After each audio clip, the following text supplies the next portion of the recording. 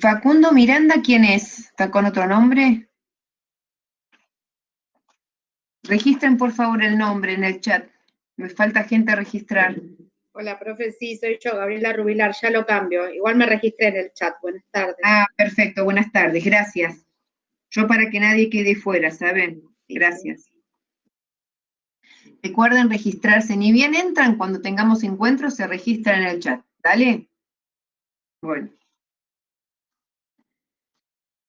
Tengo 9 personas y tengo 7 en el chat, por eso. Bueno, ¿cómo están? ¿Bien? Bueno, les comento, bueno, me alegro mucho, me alegro mucho. Les comento un poco qué vamos a trabajar en la clase de hoy. La clase pasada comenzamos con la unidad 3, que es la última del programa, y comenzamos a trabajar justamente con qué entendemos por aprendizaje, porque el aprendizaje, si bien la didáctica se encarga de estudiar las prácticas de enseñanza, analizarlas, teorizar sobre las prácticas para investigarlas y mejorar las prácticas de enseñanza, la enseñanza y el aprendizaje están relacionados, por supuesto, porque ¿para qué pensamos en las prácticas de enseñanza? Para que el otro aprenda. ¿Para qué las mejoramos? ¿Para qué las investigamos? Para producir aprendizaje en el otro. Entonces tendremos que analizar un poco qué entendemos por aprender, porque ya después en esta unidad, los contenidos que quedan, ya nos metemos un poquito más dentro del aula, ¿está bien? Estamos viendo medio como por fuera. Entonces, yo ya subí la clase hace un rato, la clase esta que es la clase 15, es una clase que continúa con el tema de aprendizaje que empezamos la semana pasada. ¿Está bien? Entonces, la clase 14, la de la semana pasada, y esta clase, las dos, creo que estoy diciendo bien, clase 14, acá, la clase pasada y esta clase, las dos, es sobre el capítulo 2 de Da Vinci, que es el aprendizaje. ¿Estamos? Esperen, a ver si tengo bien. Clase... No, ¿hoy qué es esto? Esto es didáctica. Sí, clase 14 y 15, estamos con aprendizaje, ¿está bien? Entonces, la clase de hoy es, bueno, trabajar justamente con aprendizaje, que entendemos por aprendizaje, que estuvimos trabajando la semana que viene y seguir trabajando hoy. Bueno, los que están acá presentes, ¿pudieron leer la clase anterior? No digo la de hoy porque la subí hace un rato, por supuesto. ¿Sobre aprendizaje? ¿Qué es aprendizaje? ¿Cuándo uno aprende? Dice la autora.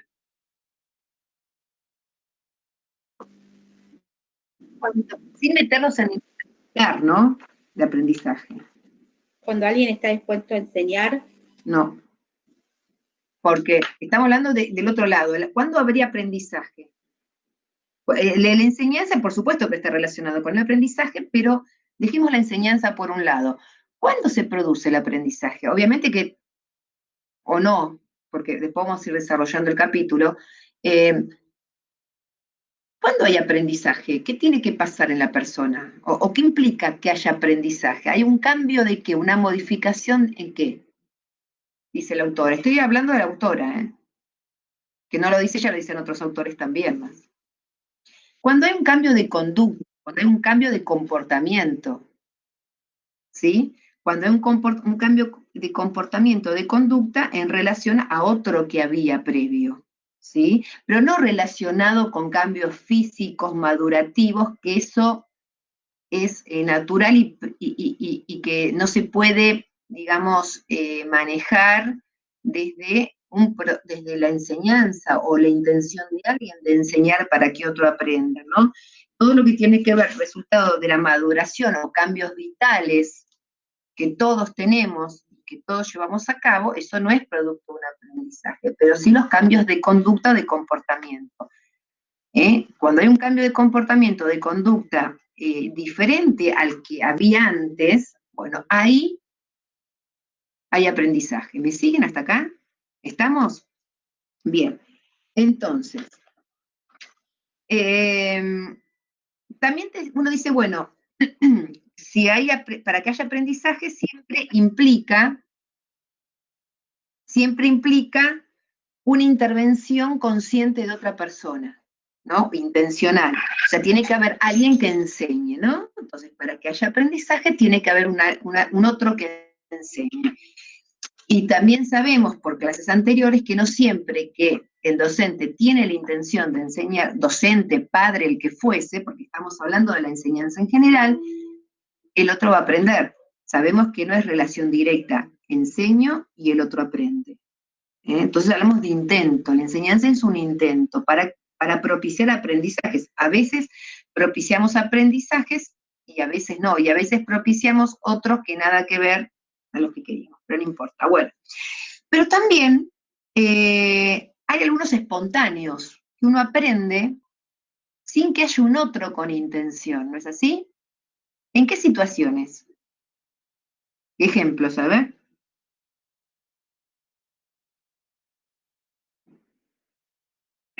¿Me puede repetir, profe? Sí, repito sin soplar. Como en un programa cuando era chica, no importa. Pregunto, ¿puede haber aprendizajes en una persona sin que haya un otro que tuvo intención de enseñarme?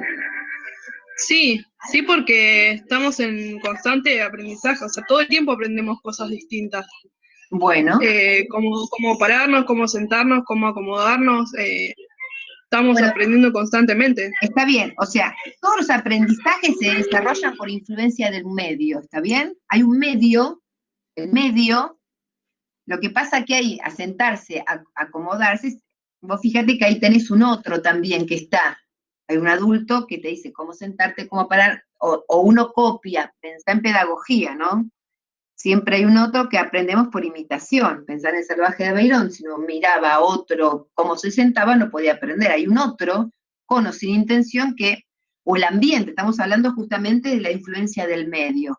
Siempre para que haya todos los aprendizajes se desarrollan con influencia del medio, pero digo que hay algunos espontáneos, por ejemplo, sin que haya otro con intención, implica que hay una influencia del medio cuando veo televisión, cuando leo un libro, cuando miro, no sé, por un programa Discovery Channel, no sé. ¿Estamos? Entonces, esperen que estoy admitiendo. Entonces, todos los aprendizajes humanos se desarrollan con influencia del medio, no hay otra. Hay algunos que son espontáneos y hay otros que son producto de una intención por parte de otro. ¿Estamos hasta acá? Sí. Bien, entonces, esperen que estoy admitiendo. Lo que les pido a los que se van integrando siempre en el chat, pongan nombre y apellido, porque yo después registro quiénes están. ¿Está bien? Saben que no es obligatorio estos encuentros, pero bueno, quiero saber con los que están, porque después si tienen duda con alguna actividad, me fijo si estuvieron presentes en la explicación, entonces puedo entender si entendí, si estuvieron o no, o si entienden mejor la actividad o no. ¿Estamos?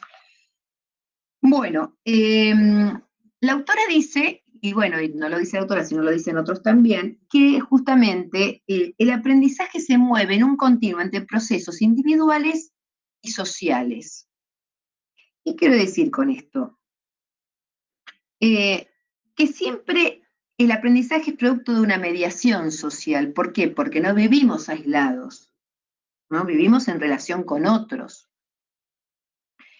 Entonces, justamente la mediación social, que haya un otro, es una condición importante y crítica para facilitar el aprendizaje. Si no hay un otro, es difícil el aprendizaje. Piensen en el salvaje de Beirón. Si está solo en el mundo una persona, ¿cómo va a aprender? Hasta podrá tener unos aprendizajes espontáneos de ensayo y error, digo, pero no hay digamos, un medio social que esté propiciando esos aprendizajes. ¿Estamos hasta acá? Sí, pero... Entonces, para que haya aprendizaje es importante, o se da dentro, o es importante el papel, esperen que estoy admitiendo, el papel del ambiente, ¿no? El ambiente en el cual está una persona, la relación con otros, y también estas relaciones con otros en un ambiente se da gracias a qué? Al lenguaje. El lenguaje es muy importante para que haya aprendizaje. Porque si no habláramos, o sea, un niño puede copiar actitudes de sus padres sin que tengan necesidad de hablar, pero no todo pasa con copiar actitudes o conductas. El lenguaje es muy importante para el desarrollo y el aprendizaje de una persona. Después lo van a ver esto con Vygotsky y, bueno, en psicología. Bueno, estamos hasta acá, ¿sí? Seguimos con el artículo de Davini, ¿sí? Sobre aprendizaje para los que recién se están integrando.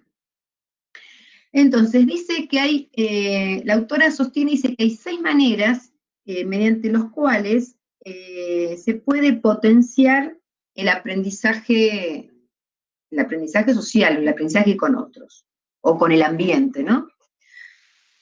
Uno de ellos es de los adultos, o de los padres a los hijos, del profesor al alumno, ¿no? Del jefe al empleado. Sabemos que los aprendizajes se dan en diferentes ámbitos, ¿no? También hay aprendizajes que se pueden dar si no es entre alguien, digamos, que hay una cierta asimetría, ¿no? Porque entre alumno y docente hay asimetría, padres y hijos hay asimetría. ¿De qué otra manera se puede dar el aprendizaje? De un niño a un adulto. Bueno, pero sí, también hablamos de educación, ¿no? En ese caso hablamos de educación. Estamos hablando, también se puede dar así, hacemos el alumno al referencia. maestro, el maestro no aprende también con los alumnos, en la medida que va dando las clases, va aprendiendo con los alumnos. Sí, aprende, de los alumnos puede aprender un montón de cosas,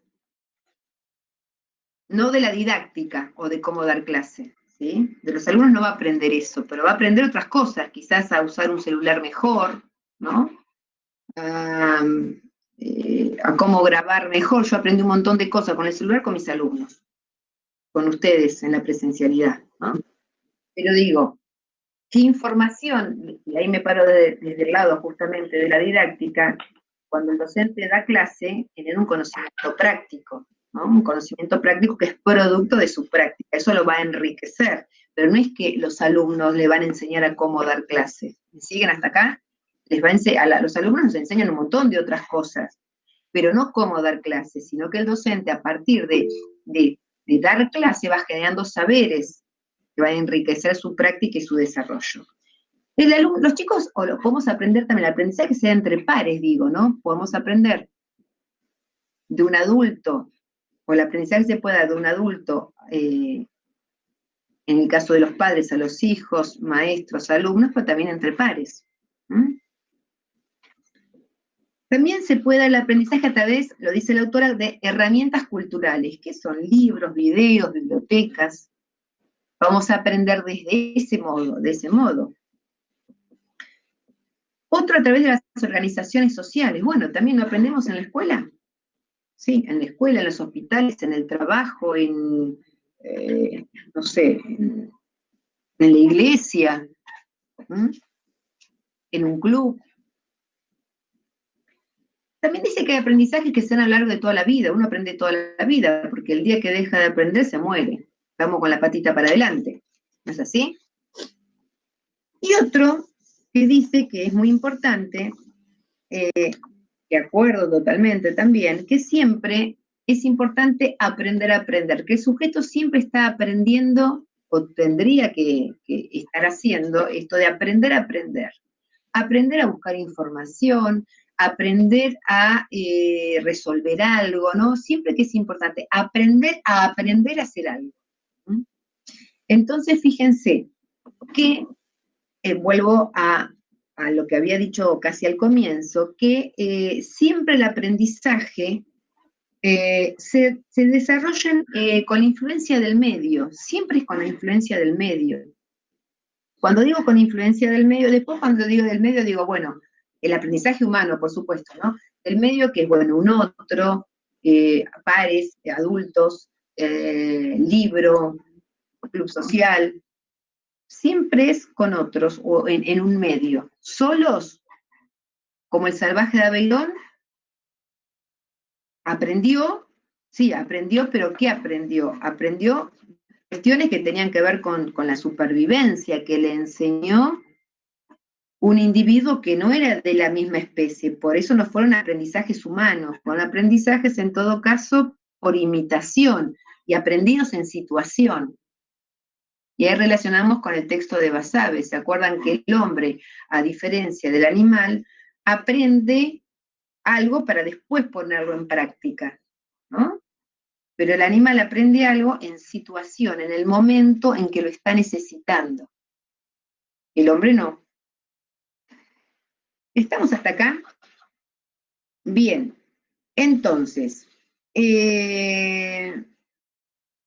dice que propone un concepto interesante la autora, que es la ecología del aprendizaje, ¿no?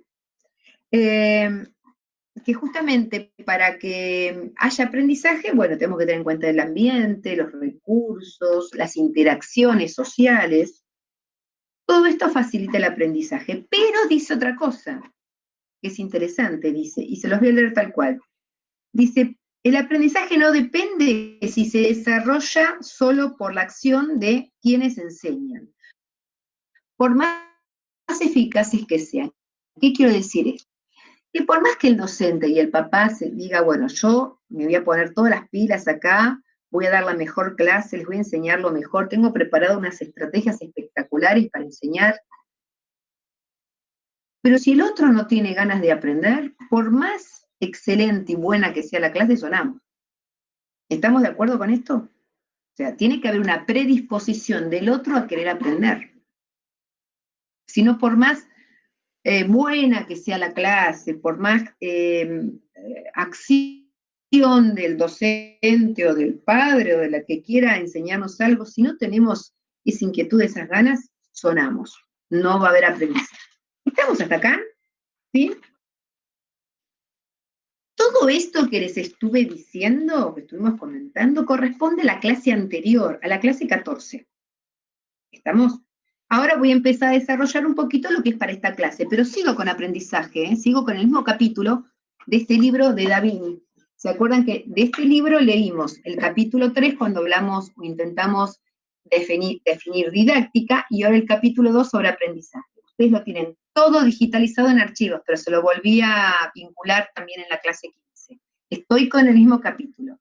Y creo que es más, no sé si les puse las páginas, de tal página a tal página, para que les resulte, creo que puse las páginas. Sí, las puse, ¿no? Sí. No puse, bueno. En esta clase también les puse la 40 y la 51, que es el final del capítulo. Bien, entonces, ¿qué necesitamos? Entonces decimos que a veces con la buena intención de un otro que nos quiere enseñar no alcanza. Necesitamos que el alumno esté interesado o tenga ganas de aprender. Entonces, justamente, la autora propone, dice que habría que pensar formas, se pone a pensar, bueno, ¿de qué manera podremos facilitar los aprendizajes? Que el otro tenga ganas de aprender, que le resulte más sencillo, que lo que yo presente esté presentado, valga la redundancia, esté presentado de manera tal que el otro tenga ganas de aprender. ¿Está bien? Entonces dice, propone, dice, bueno, lo que tenemos que hacer es inducir el interés. Tenemos que hacer que el otro tenga ganas o se interese por aprender, ¿no?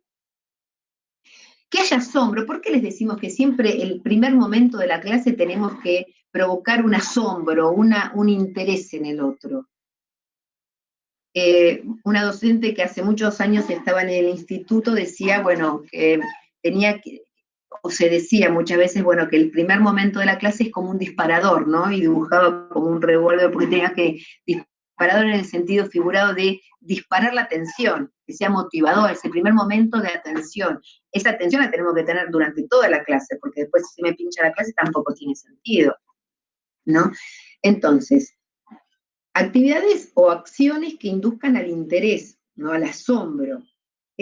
Proponer actividades que sean significativas y relevantes. ¿Qué quiere decir esto? Después lo vamos a desarrollar, que sean significativas, que tengan sentido. Vamos a ver después qué significa eso. Y bueno, y que desarrollar interacción entre el que está enseñando y el que está aprendiendo. Porque, a ver, a ustedes muchas veces les ha pasado, ¿no? En clase que si no hay vinculación, interrelación con el docente, digo en secundario porque acá en superior todavía no tenemos esta posibilidad de la presencialidad, pero muchas veces si el docente da una explicación y después o les dice lean de acá hasta acá y les da 10 preguntas para resolver y no hay interacción, eso no va a ser motivador para nada. Entonces la interacción es muy importante para generar aprendizaje, ¿sí? También el feedback, la retroalimentación. Bueno, a ver, ¿qué entendió? ¿Qué puedo aportar? Esta ida y vuelta, que es producto también de que haya interacción. Preocuparnos por el otro, que sea personalizado y situado, que mis estrategias de enseñanza sean para ese grupo de alumnos. Cuando digo situado y personalizado, no es que voy a preparar un plan de clase para los 30 alumnos que tengo, donde tengo 30 planes de clase, no, pero digo, a ver, conozco al grupo, sé qué saben, qué no saben, qué procedimientos o qué estrategia o qué manera de trabajo tienen, quiénes tienen estos saberes y quiénes aún no lo han construido. Entonces voy a pensar mis estrategias en función a ese grupo. Por eso hablamos de situado, ¿no? Orientarlo de forma personalizada y todo para ese grupo de alumnos. Esto va en contra de pensar una planificación tipo receta y la aplico para los 4/5 que tengo, 2 a la mañana y 2 a la tarde. Está mi perro que se está agarrando con algo. Bueno, entonces, ¿escuchan el ladrido mucho? ¡Plomi! ¡Basta! Plomi, se llama Plomi, les cuento, porque se llama plomaza, porque es reploma esa perra, es reploma, llegaste, salta, te muerde los tobillos, me rompió 2 pantalones, es un plomo, entonces quedó Plomi. Otro nombre alternativo es Resortes, porque salta hasta por acá, así que tiene esos 2 nombres. Y la dejó mi marido acá en la entrada, y perro, persona que pasa, ladra. Voy a cerrar la ventana. Entonces les decía, uno puede tener, si piensa la clase y digo, bueno, tengo que dar en 5º grado, tengo 2 a la mañana, 2 a la tarde, bueno, la misma planificación y que se arregle. No, tenemos que pensarlo situado, personalizado, a eso me refiero, ¿no? Y eso va a propiciar aprendizajes. Y bueno, también que la clase, digo, siempre uno lo piensa en la clase, pero puede ser en otra situación que no sea la situación áulica, ¿no? Que las preguntas, las intervenciones del docente propicien la reflexión, no que hago esta pregunta y espero esa única respuesta. ¿Estamos hasta acá? ¿Vamos? Van a ver que yo pues lo separé así en la clase. Esperen que voy a mirar un poquito de la clase para que... Entonces, bien. Yo les hice primero en la clase de hoy una introducción de la clase pasada y después, para que puedan seguir el texto, déjenme ver, sí, les puse 3 subtítulos que son los subtítulos que están dentro del capítulo, ¿está bien? ¿Sí? En realidad creo que me confundí, que esto también estaba lo que les estoy diciendo ahora en la clase anterior.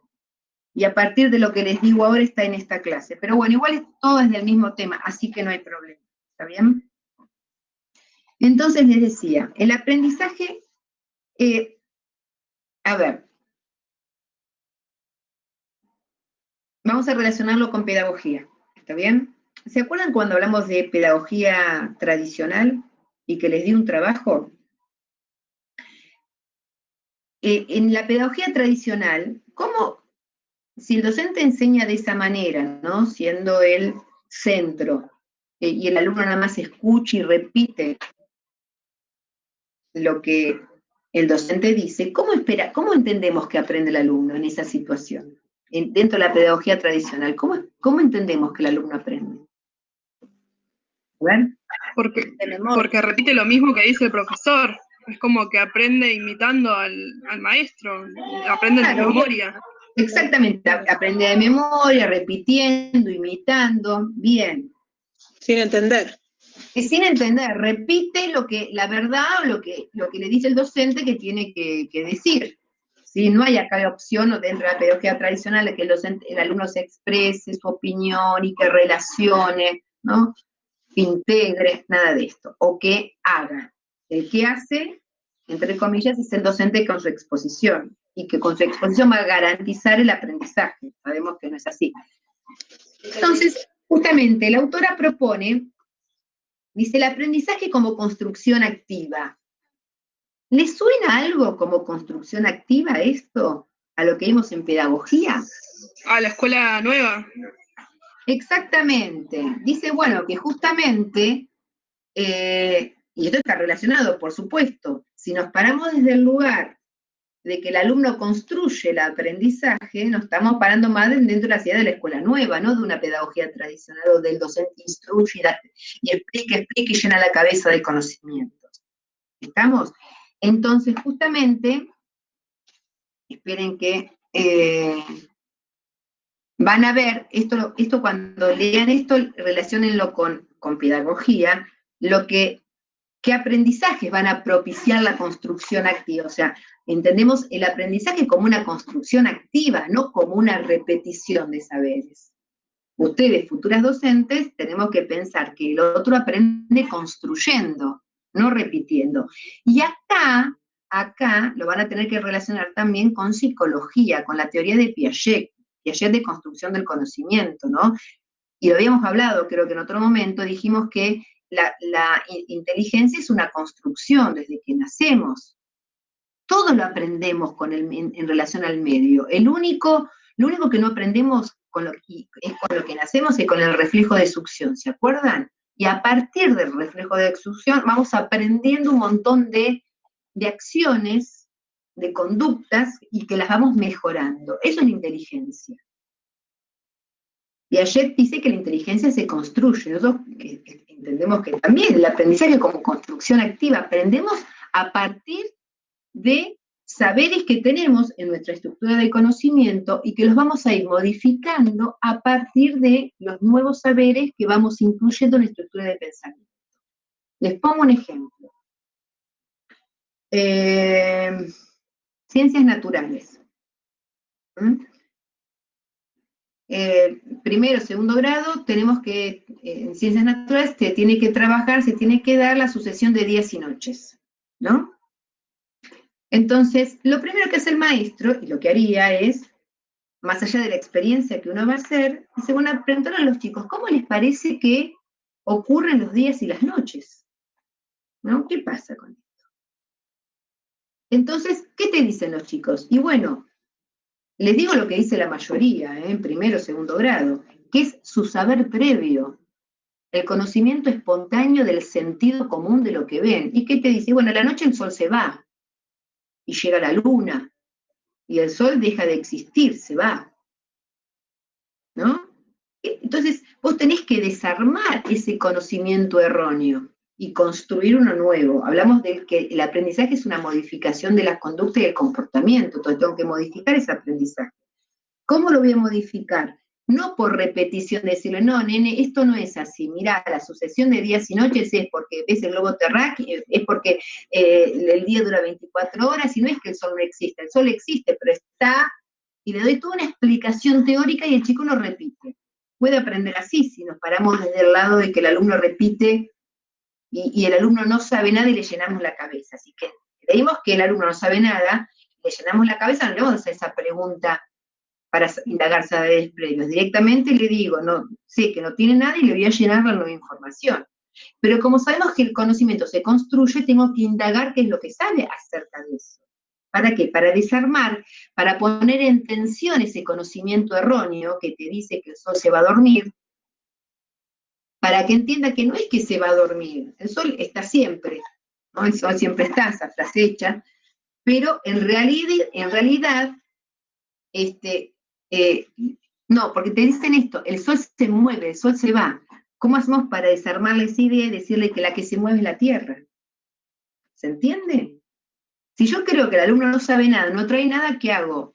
Es hoja en blanco, le lleno la cabeza de lo que quiero. Pero si creo que el conocimiento se construye, el aprendizaje es una construcción activa o implica una construcción activa, tengo que indagar siempre qué sabe sobre ese contenido, porque si yo no indago ¿vieron cuando uno construye un edificio sobre una base que está medio floja? Construyo sobre arena sin hacer la carpeta, no sé. Se te va a caer. Si yo quiero meter o quiero imprimir una información sin desarmar la que tiene, construir algo sobre una base que está floja, se le va a venir abajo la estantería, todo ese conocimiento. O si enseño de memoria, sabemos que el conocimiento en la memoria está 6 meses, después se olvida.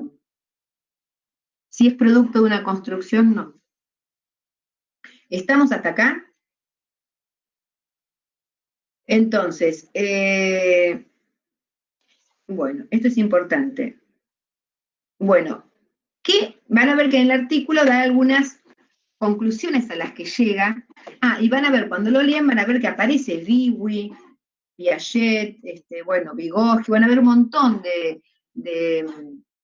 psicólogos, filósofos, pedagogos que justamente abonan a esta idea de que nosotros tenemos que enseñar no en una cabeza en blanco, sino que justamente ya el niño trae algo, hay que construir acerca de lo que trae, y si ese conocimiento es erróneo hay que ponerlo en tensión para que diga, ¿y entonces cómo es? No es que se oculta, no es que camina el sol o que el sol se traslada, la Tierra es la que se traslada. Cuando el pibe hace el insight, ahí es cuando aprende. Cuando modifica eso que pensaba erróneo y construye algo nuevo. ¿Estamos hasta acá?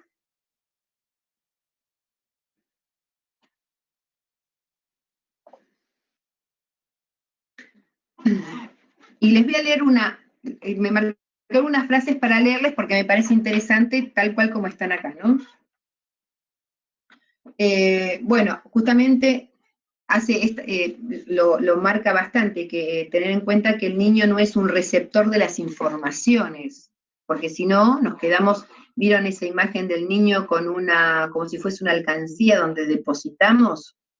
Esto que Freire critica como educación bancaria, si pensamos que la cabeza del niño es un recipiente vacío para llenar información, estamos del lado de pensar que el niño no sabe nada, que viene con la mente en blanco. El chico tiene un montón de saberes y hay que justamente construir a partir de lo que sabe. Si es erróneo, desarmar. Entonces le decía,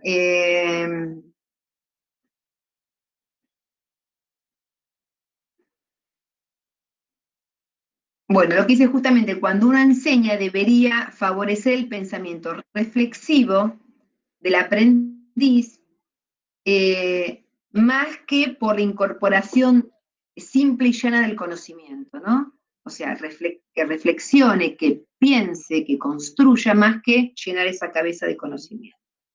Bueno, y una frase de Dewey, que un representante de la Escuela Nueva, dice que nadie puede decirle a otra persona cómo debe pensar, ¿no? ¿Cómo tenés que pensar? No, bueno, lo voy a guiar para que solo pueda construir el conocimiento, pero siempre tiene que haber un docente para guiarlo, ¿no?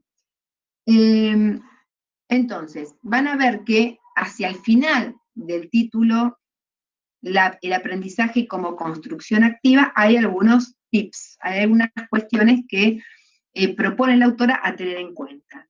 Les voy leyendo algunas porque me parecen interesantes, ¿no? Posibilitar que los alumnos experimenten el proceso de construcción del conocimiento y la autonomía en el abordaje de los temas y problemas, implicándose en su análisis y solución.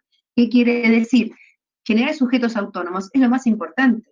Piensan en matemática. Si yo les doy, bueno, te digo, mira, este ejercicio se resuelve de esta manera, te doy 20 para hacer de lo mismo, y bueno, es una simple memorización y repetición de un modelo que me dio el maestro.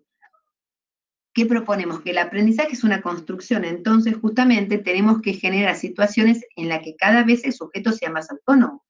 no que cada vez dependa más del docente, no, cada vez tiene que depender menos de nosotros. Facilitar que los alumnos busquen soluciones alternativas, involucrarlos en las decisiones, actuando reflexivamente. ¿Qué quiere decir? Bueno, ¿y a vos qué te parece? ¿Por qué decís esto? Vos lo resolviste de esta manera, ¿por qué? ¿No? Poner en juego las propias experiencias y concepciones sobre los problemas, que cada uno pueda resolver, ¿no? De la manera que le parezca conveniente y que pueda justificar las decisiones que toma, ¿no?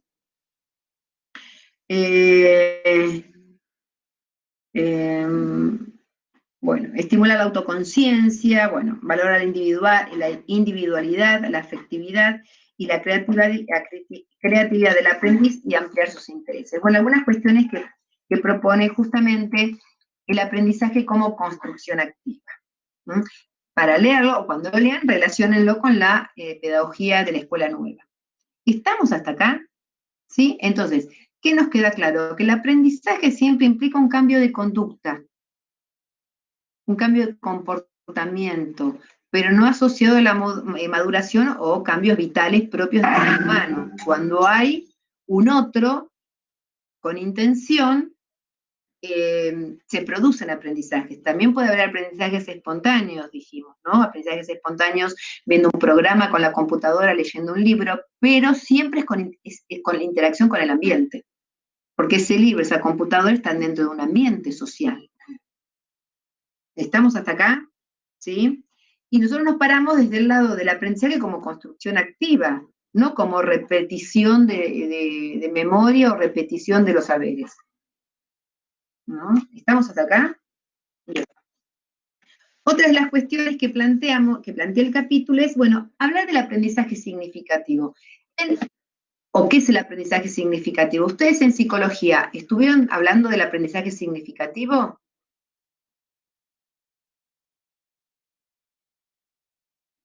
¿Hola? No, profe, No, profe. ¿Todavía no? No, eso todavía no. Bueno.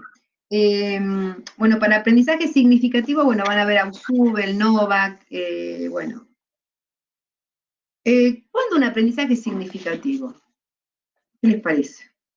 ¿Escucharon hablar? ¿Qué les parece? ¿Cuándo un aprendizaje es significativo? Dijimos que cuando hay aprendizajes hay una modificación, ¿no? Un cambio de conducta, de actitud, de comportamiento, y que es duradero y estable, hasta que no venga otro y me cambie ese comportamiento, ¿sí? Profe, perdón, yo estaba leyendo justo porque tengo el capítulo acá, el que usted está Bueno. leyendo. Y hay una parte justo que es lo que me imagino que es lo que usted está queriendo decir, que habla de relacionar el nuevo contenido con sus conocimientos o experiencias previas. De que asimilarlo sumando al conocimiento que uno ya tiene, ¿no? Y entenderlo, no que simplemente sea de memoria. Bueno, volvemos siempre a lo mismo. Pero... Claro, fíjense, un aprendizaje significativo es un aprendizaje que tiene sentido para el alumno. ¿Cuándo un conocimiento, un aprendizaje tiene sentido? Cuando lo puede relacionar con una estructura o con un conocimiento que ya tiene. Si no lo puede enlazar con un conocimiento que ya tiene, lo aprende de memoria. Vieron que muchas veces, bueno, yo no entiendo nada, bueno, pero repito de memoria y listo. Cuando uno entiende y comprende, ¿qué hacen los chicos? Te das cuenta en la cara, porque pone una cara de felicidad porque lo entendieron. Si no lo entienden, van a repetir lo que vos le decís. Y te dejan tranquilo, bueno, dejo tranquilo, repito, no entiendo un poco, pero bueno, se lo repito para que se quede tranquilo. ¿Cuándo hay aprendizaje significativo? Cuando el niño le encuentra un sentido. ¿Cuándo le encuentra sentido? Cuando relaciona con un conocimiento previo que ya tiene. Y acá está la función del docente. Porque no es que lo relaciona solo porque justo, no, ahí el docente tiene que propiciar con sus estrategias, relacionar eso que quiere enseñar con una estructura de pensamiento que ya tenga. ¿Se entiende? Profe, tiene que ver con reconocer, digamos, la edad del alumno al que se va a enseñar y adecuarlo, digamos, a su edad y su contenido. Bueno, mira, igual de todas maneras, el docente no tiene que hacer eso porque ya en el diseño curricular, cuando el docente va a buscar los contenidos al diseño curricular para planificar, supone que tenés un tercer grado, tengo que dar ciencias naturales. Bueno, voy al diseño curricular y me fijo para tercer grado los contenidos, te dan los modos de conocer.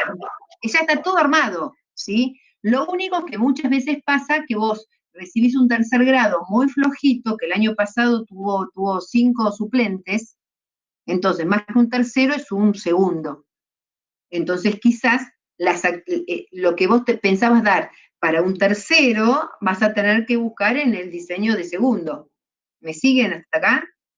Pero ya está todo pensado en el diseño curricular, no es que tenemos que estar haciendo adaptación. Siempre uno hace adaptación, obviamente, porque no es que yo aplico tal cual lo que está en el diseño. Después lo que está en el diseño y las sugerencias que me dan las orientaciones de enseñanza o situaciones de enseñanza, después las pienso para mi grupo de alumnos. Voy a seleccionar la que sea más adecuada. Siempre uno hace una adecuación a su grupo de alumnos. ¿Estamos? ¿Estamos hasta acá, Julia? Sí, gracias, profesor. No, de nada. Cualquier cosa me paran y participan. Yo me pongo a hablar y me pierdo. Bueno, entonces, para que haya aprendizaje significativo, ¿qué tendría que hacer el docente? ¿Qué está relacionado con lo que decís vos, Julia? Bueno, sigue un orden lógico de la disciplina de la materia. Y tengo que empezar de lo más simple a lo más complejo. Pero eso no es que lo tiene que estar pensando el docente, ya está estipulado en el diseño curricular. ¿Sí? ¿Se acuerdan que cuando hablamos de las didácticas generales y de las didácticas específicas, supónganse la didáctica específica de matemática, que es una didáctica específica, ¿se acuerdan que dijimos que tenía que tener 2 condiciones, las didácticas específicas, o tener en cuenta 2 condiciones, que es la especificidad del objeto de estudio y la evolución o la edad evolutiva del niño? Entonces, los especialistas en matemáticas, o los didactas en matemáticas, ¿qué hacen? Bueno, ya saben cómo para un nene de 6 años es conveniente enseñarle matemática y cómo aprende matemática. Y ahí pensamos en Piaget, ahí también sumamos las ideas de Piaget. ¿Qué puede hacer un niño en matemática en primer grado? ¿Qué puede hacer en prácticas de lenguaje, en sociales y en naturales? Pero eso lo va a determinar cada especialista con la ayuda de Piaget. ¿Qué puede hacer en cada edad evolutiva el niño? No le podemos pedir a un chico de 6 años lo mismo que le pedimos a un chico de 10. Pero eso ya está estipulado en el diseño curricular. ¿Se entiende? ¿Estamos hasta acá?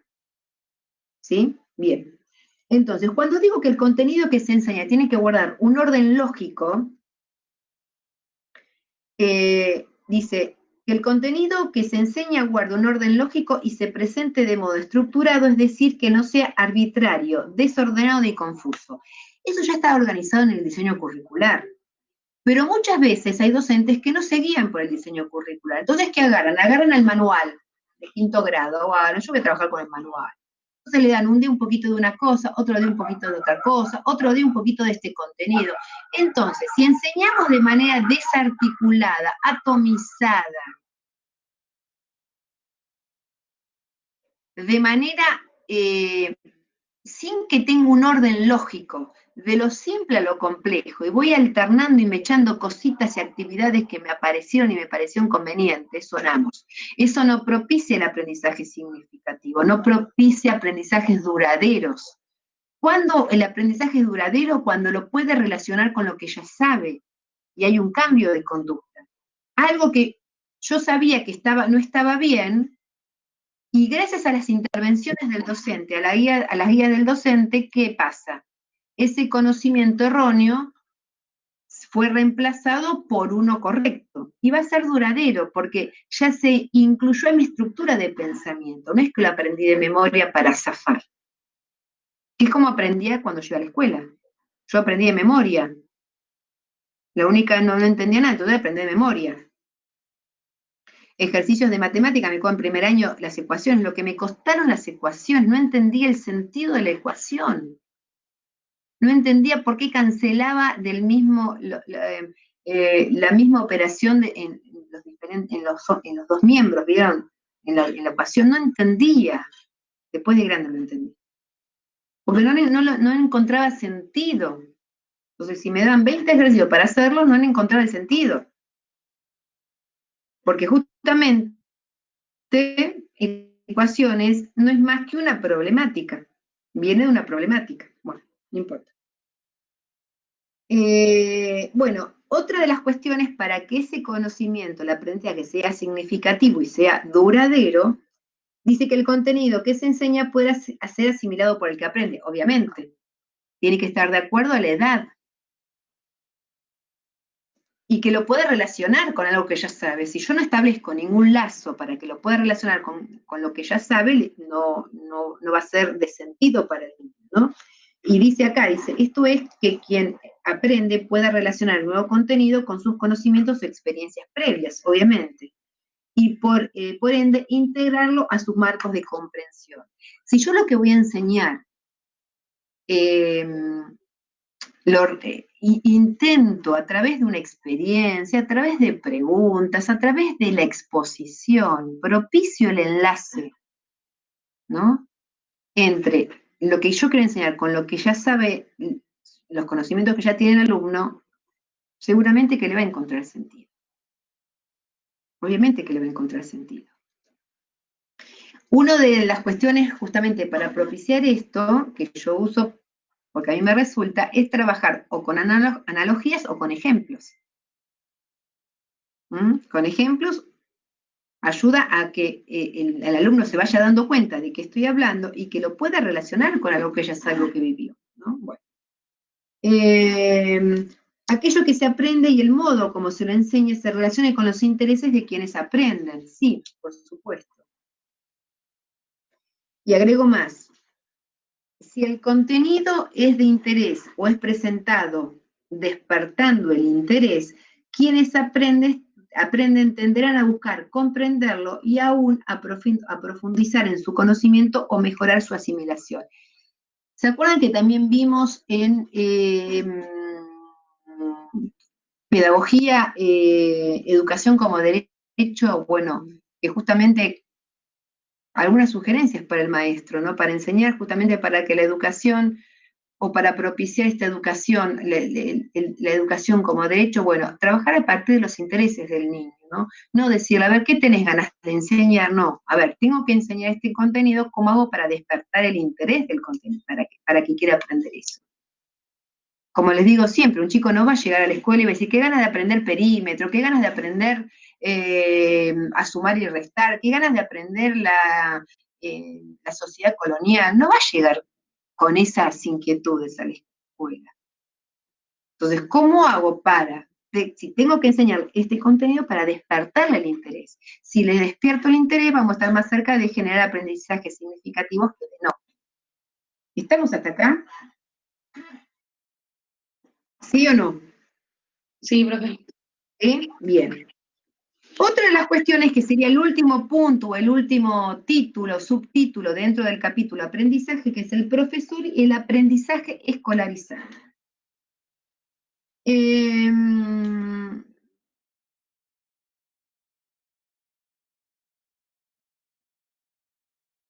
Bueno, entonces, fíjense que acá quiero ver cómo se los puse acá.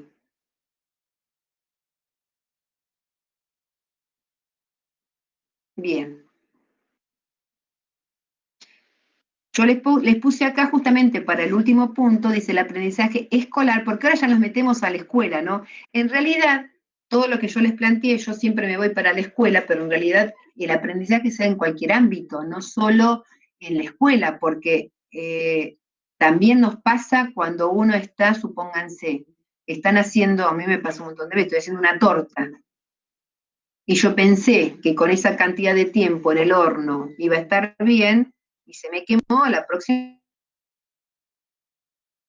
El aprendizaje es en cualquier ámbito, ¿no? El aprendizaje se da en cualquier ámbito, justamente cuando estamos hablando que es el cambio o modificación de conducta o comportamiento teóricamente estables y duraderos, el aprendizaje es en cualquier ámbito, en un trabajo, en las casas, en cualquier, haciendo un deporte, ¿no? El deporte también es mucha práctica, ¿no? Pero bueno, y talento. Entonces, ¿qué pasa con los docentes y el aprendizaje escolarizado? Todo esto que estamos hablando del aprendizaje, cuando es llevado al aula, ¿qué pasa? Entonces dice que el aprendizaje escolar se caracteriza por una estructura de relaciones y procesos que en más de una ocasión lo alejan de constituirse un ambiente fértil para el aprendizaje. ¿Por qué? Porque muchas veces lo que ocurre en el aula o el aprendizaje, un aprendizaje que propicie la construcción de los saberes, el aprendizaje significativo, a veces es complejo de llevarlo a cabo en el aula. Y da algunas cuestiones plantea, ¿no? Una de ellas dice que justamente en el aula, que esto también lo vimos cuando hablamos de la enseñanza, en el aula lo que el docente intenta enseñar se da en un ambiente controlado y artificial, hasta les diría, alejado de donde esos aprendizajes realmente ocurrieron, ¿no? Volvamos al ejemplo de, por ejemplo, no sé, trabajar con perímetros, ¿no? Uno le da de manera, bueno, el perímetro, esto con esto, alguno le puede dar algún ejemplo práctico, trabajar, pero en realidad el aprendizaje real de ese saber sería, y bueno, vamos ante una necesidad, tengo que medir la cantidad de metros que tengo que comprar o la cantidad de alambre que tengo que comprar para cercar un campo. O sea, el uso después de ese saber está alejado, ¿no? del espacio áulico. Otra de las cuestiones también que a veces atenta contra el aprendizaje significativo es que cuando uno está enseñando, enseña muchos a la vez. También esto lo vimos con la enseñanza, ¿se acuerdan? Entonces, tiene que ser un maestro muy rápido, con mucha experiencia. ¿Por qué? Porque, bueno, son 30 chicos con 30 ritmos de aprendizajes diferentes y con saberes previos diferentes. Entonces, muchas veces esto, enseñar a tantos a la vez, a veces se complica. ¿Por qué? Porque una cosa es enseñar a tu casa uno a uno, el aprendizaje está más controlado. En un aula con 30 chicos o más, a veces se dificulta. Otra de las cuestiones es la marcada asimetría que hay muchas veces entre el docente y el alumno. Entonces, no digo que no hay asimetría entre el docente y el alumno, pero muchas veces el docente, ¿qué hace? En lugar de generar un sujeto autónomo, que cada vez lo necesite menos, genera un sujeto que cada vez lo necesite más. Porque el docente es el que lo completa el alumno. Sonamos cuando pasa eso. Entonces, generar niños, la autora lo nombra como infantilizar a los niños y no generar sujetos autónomos. Esto nos aleja de los aprendizajes significativos, porque justamente lo que tenemos que propiciar es que cada vez lo necesiten menos, que darle las herramientas a los alumnos para que puedan aprender solos. Si nosotros le damos contenido, sin la manera de llegar a ese contenido, no sirve para nada. Si no les enseñamos a aprender, si no aprenden a aprender, ¿qué hacemos? Enseñamos a memorizar.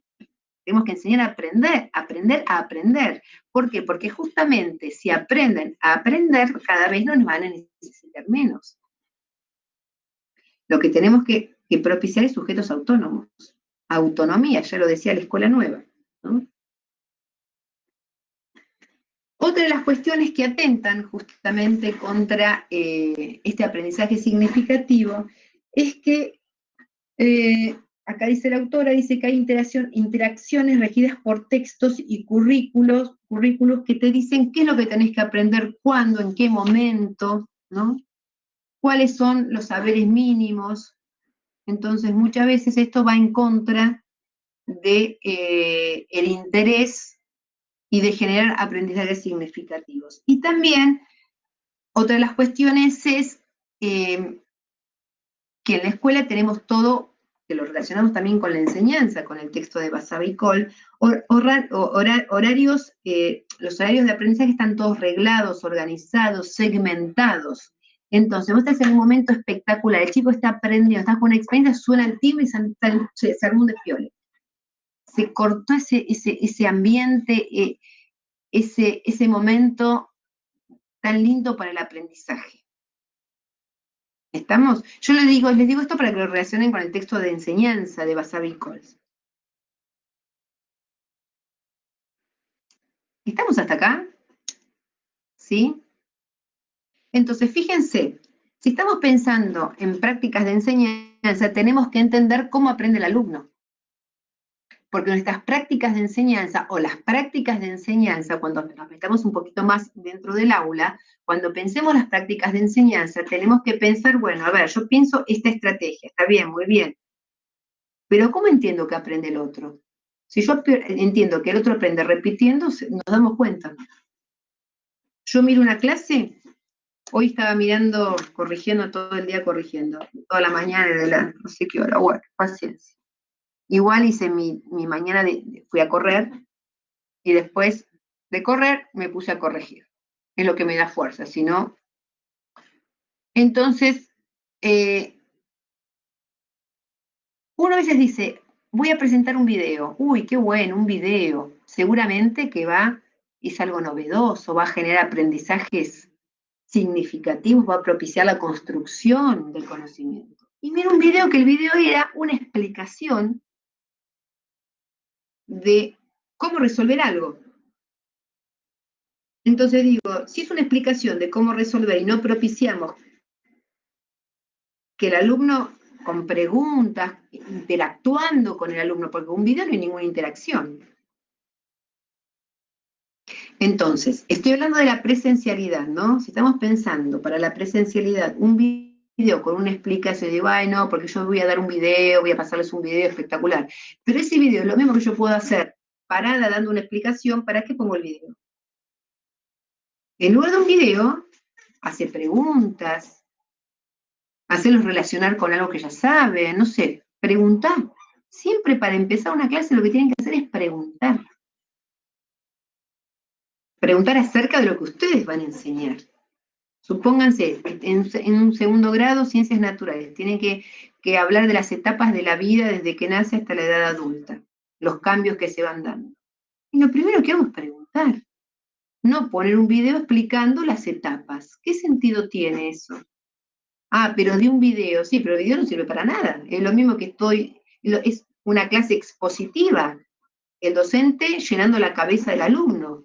¿Cómo puedo empezar una clase? Bueno, a ver, chicos, segundo grado, a ver, ustedes, ¿qué pueden hacer ahora que antes no podían hacer? ¿Qué piensan que podrán hacer dentro de unos años en la secundaria? Y bueno, ¿y sus papás qué hacen que ustedes no hacen? O sea, a través de preguntas. Y vos armás esas etapas de la vida, desde que nace hasta la edad adulta o anciana.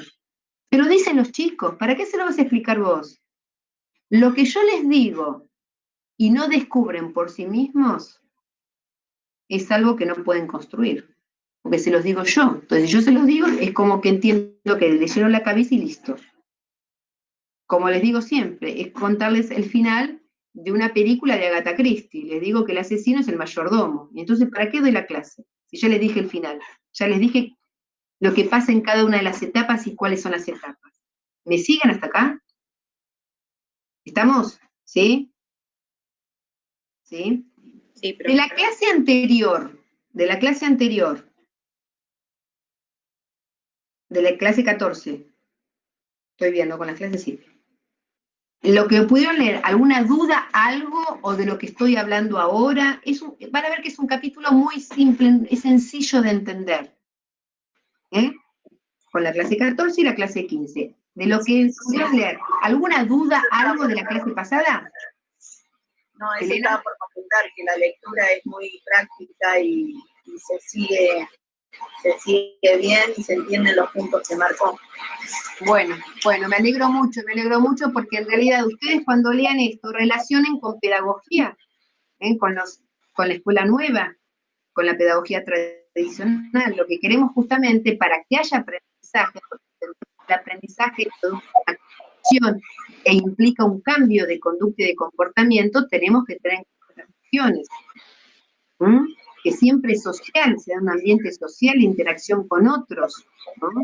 Y que es muy importante que el docente sepa que el alumno no es una tabula rasa donde le voy a imprimir y llenar la cabeza de conocimiento, sino que el alumno construye, tiene que realizar la construcción. Ahí nos sumamos JET. ¿Estamos? ¿Sí? Se me secó la garganta.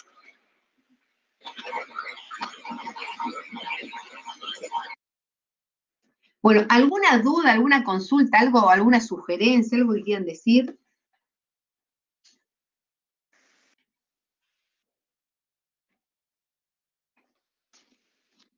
¿Alguna cosa, no? Yo les quiero aclarar algo. Vieron que aprendí, como sabemos que uno aprende toda la vida, aprendí a grabar audios y poder, bajé una aplicación que es de audios, que me lo chusmeó una compañera. Estoy fascinada porque agilicé un montón la corrección, porque si no tardaba escribiendo, y a veces uno escribe y no puede dar cuenta de lo que quiere decir, o el alumno lo interpreta de otra manera, así que estoy fascinada. Fíjense que con la actividad de currículum, si van y vienen y reentregan, no se pongan mal, ni lo tomen a mal, porque saben que quiero asegurarme y es mi responsabilidad que ustedes aprendan, o intento que aprendan, ¿no? O intento enseñar, diríamos, porque si van y vienen las actividades y reentregan, no lo tomen que está mal y nada, justamente porque entiendo que el aprendizaje, que uno aprende de los errores, ¿no? Si no cometemos errores, no sabemos si estamos aprendiendo o no. Entonces, si van y vienen las actividades y les pongo a reentregar, hacen las veces que sea, no hay ningún problema, porque yo me tengo que asegurar que están aprendiendo, que están entendiendo, es mi responsabilidad, si no yo no me quedo tranquila. A ver, para mí sería más fácil, te pongo aprobado y listo, chao, ya está, bueno, se arregla. No, para mí no, por lo menos. Entonces van a ver que a veces le pongo reentregar, porque necesito estar tranquila que van comprendiendo. ¿Está claro? ¿Sí? Así que a mí no me incomoda, no creo que se pongan mal ustedes, yo corrijo las veces que sea, hasta que me den indicios de que van encaminadas. ¿Está claro? ¿Sí? ¿Alguna pregunta? Sí. ¿Julia? No, que sí quedó claro, gracias. Bueno, lo que les pido, chicas, que se anoten los que se integraron un poquito más tarde en el chat, porque yo paso los presentes, reitero, ¿no? Para tomar lista, pero para saber que si no entienden algo después en torno a este capítulo, sé si estuvieron presentes o no y cómo tengo que acompañarlas. ¿Está claro? Así que por favor regístrense. ¿Sí? Bueno, ¿alguna duda, algo? ¿No? Bueno, cualquier cosa, por la mensajería interna se pueden comunicar, yo siempre trato de corregir, estar al tanto con la corrección, así que bueno, cualquier cosa me avisan, ¿está bien? ¿Sí? ¿Sí? Sí, perfecto. Bueno, y vamos viendo cuando nos encontramos la próxima, porque la idea es buscar material, o sea, trabajar algunos textos y contenidos para después hacer la puesta en común. ¿Está bien? Sí, claro. Bueno, chicas, les mando un cariño grande. Yo me quedo acá para después pasar los presentes.